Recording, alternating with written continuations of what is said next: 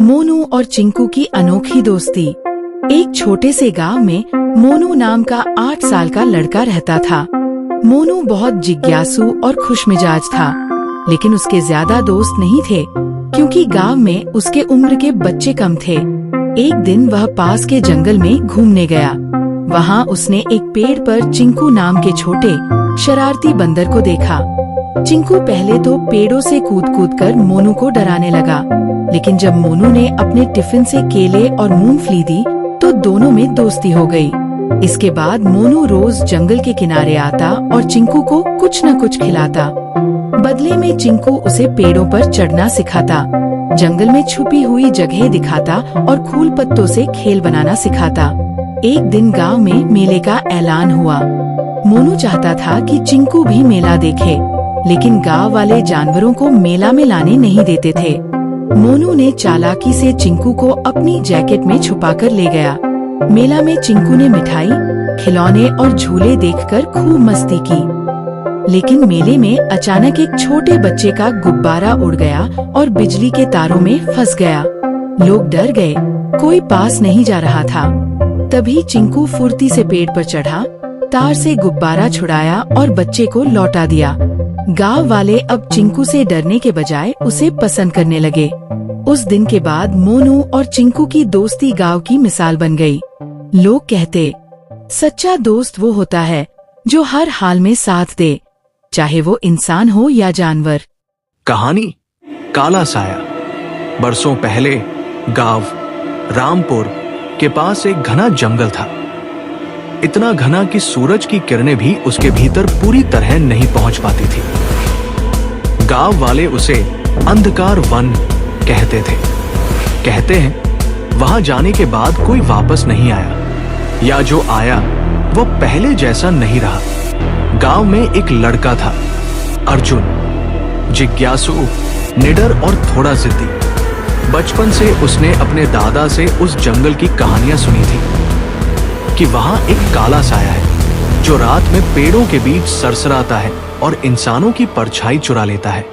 एक दिन गांव में अफवाह फैली कि जंगल के भीतर एक पुराना खजाना छुपा है, सोने के सिक्के, हीरे जवाहरात। लोग डर के मारे नहीं गए, लेकिन अर्जुन का मन मचल गया। उसने ठान लिया वो जाएगा और सच्चाई पता लगाएगा। जंगल का सफर। सुबह सुबह वो टॉर्च, पानी और अपने दादा का पुराना कंपास लेकर निकल पड़ा। जैसे जैसे वो जंगल में घुसता गया, पेड़ और ऊंचे, झाड़ियां और घनी होती गई। हवा में एक अजीब सी नमी और सड़ांध की गंध थी। कुछ दूरी पर उसे पुराने खंडहर जैसे पत्थर दिखे। उन पर काई जमी थी और कुछ अजीब सी आकृतियां उकेरी हुई थी, मानो किसी ने खून से बनाई हो। तभी उसे लगा कि कोई उसके पीछे चल रहा है।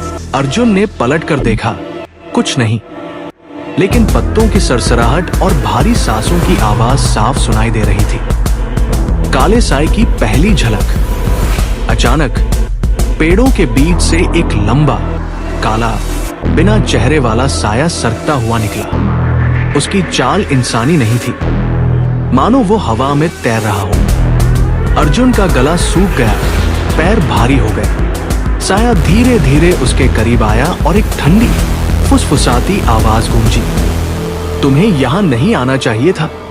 अर्जुन डरते हुए पीछे हटने लगा, लेकिन तभी उसने देखा कि उसकी परछाई जमीन पर नहीं है। साया उसकी परछाई अपने साथ खींच रहा था।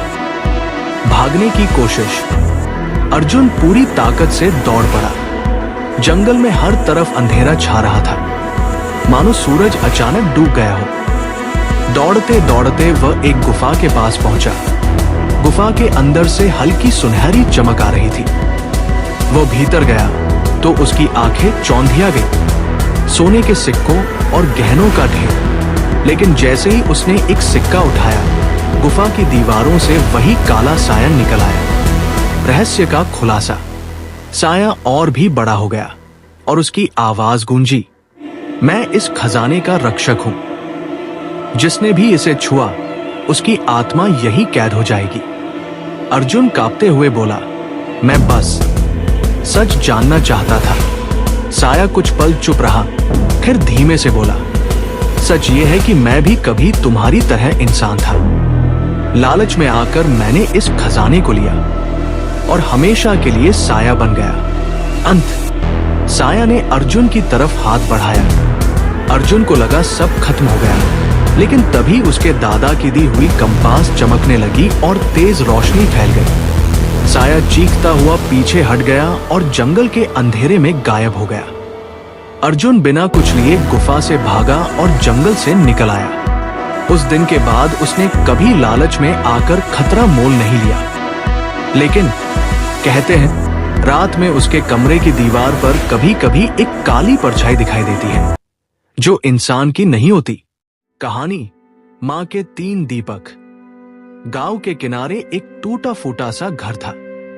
उसमें रहती थी सरस्वती देवी, 70 साल की एक बूढ़ी माँ।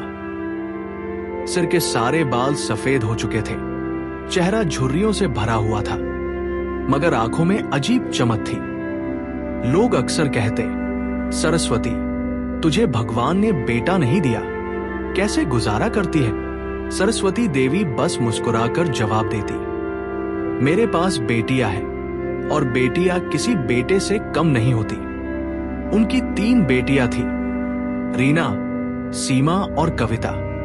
घर की हालत बहुत खराब थी। कभी ठीक से खाने को चावल नहीं होते, कभी किताबें खरीदने के पैसे नहीं होते, मगर मां हमेशा हिम्मत देती, बेटा पढ़ाई ही तुम्हारा सबसे बड़ा सहारा है, एक दिन तुम ऊंचा मुकाम हासिल करोगी। संघर्ष के दिन रीना स्कूल से लौटकर खेतों में काम करती, सीमा दूसरों के घर बर्तन मांजती और कविता पड़ोस के बच्चों को पढ़ाती। तीनों बहनों ने माँ की तकलीफ देखी और कसम खाई, एक दिन हम माँ का नाम रोशन करेंगे। रात को जब गांव सो जाता, तब माँ लालटेन की हल्की रोशनी में तीनों बेटियों को पढ़ाती। वो खुद ज्यादा पढ़ी लिखी नहीं थी, मगर बेटियों को हिम्मत देती। पहली जीत, रीना ने मेहनत करके मेडिकल परीक्षा पास की और डॉक्टर बन गई। पूरे गांव ने पहली बार देखा कि इस छोटे से घर से भी ऑफिसर निकल सकता है। मां ने रीना का चेहरा चूमा और बोली, तू सिर्फ मेरी नहीं, पूरे गांव की बेटी है। दूसरी जीत, सीमा ने पुलिस सेवा की तैयारी की। लोगों ने ताना मारा, लड़कियां पुलिस अफसर थोड़ी बनती है, मगर सीमा ने हार नहीं मानी। सालों की मेहनत के बाद वह डीएसपी बनी। जिस दिन उसने वर्दी पहनी, मां की आंखों में आंसू आ गए। तीसरी जीत, सबसे छोटी कविता ने सिविल सर्विस का सपना देखा। गांव में किसी ने भी कभी सोचा नहीं था कि कोई आईएएस बनेगा। कविता ने मां की गोद में सिर रखकर कहा, अम्मा मैं आपकी उम्मीद पूरी करूंगी। कई असफलताओं के बाद भी मां ने उसे टूटने नहीं दिया।